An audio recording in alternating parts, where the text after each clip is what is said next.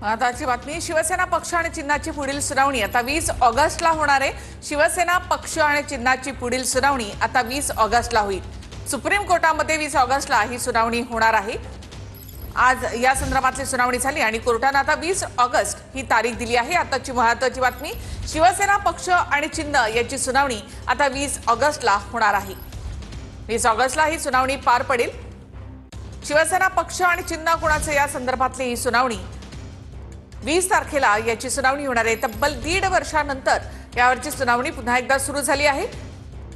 पक्ष आणि चिन्ह आणि पक्षाचं नाव हे गोठवावं अशी मागणी उद्धव ठाकरेंच्या शिवसेनेकडून करण्यात आलेली आहे।